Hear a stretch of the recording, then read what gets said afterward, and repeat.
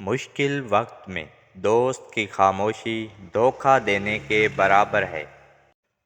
اگر کسی انسان کے کردار کا صحیح اندازہ لگانا ہو تو اسے طاقت یا بڑے عہدے سے نواز دو۔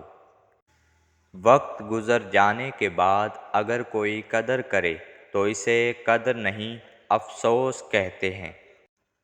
کوئی شخص کتنا ہی برا کیوں نہ ہو، ظلم کے خلاف بغاوت ضرور کرتا ہے۔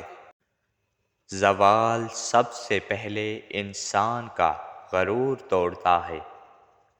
وہ جنہوں نے سردی گرمی صرف کھڑکیوں سے دیکھی ہو اور بھوک صرف کتابوں میں پڑھی ہو، وہ عام آدمی کی قیادت نہیں کر سکتے۔ جھوٹ کو اونچی آواز میں کافی دیر تک بولیں، لوگ اس پر یقین کر لیں گے۔ مخلص دوست وہ ہے جو آپ کو آپ کی خامیوں کے بارے میں آگاہ کرے۔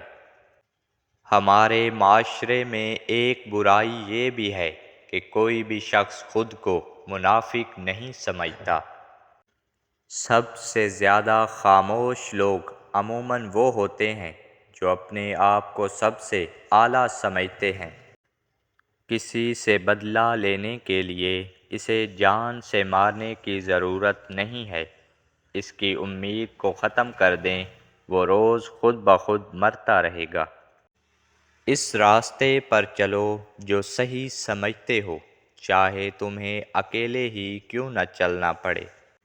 غرور تمام برائیوں کی جڑ ہے۔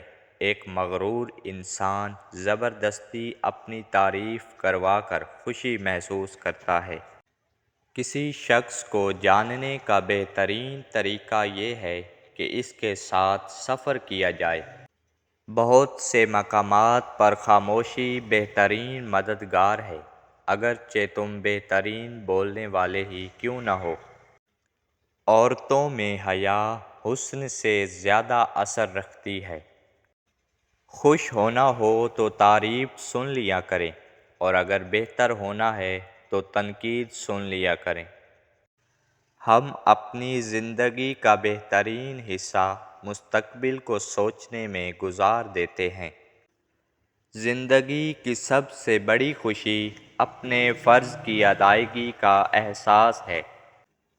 کامیاب ہونے کے لیے محنت کرو، یہ سوچنے کی بجائے کہ آپ قابل ہو یا نہیں۔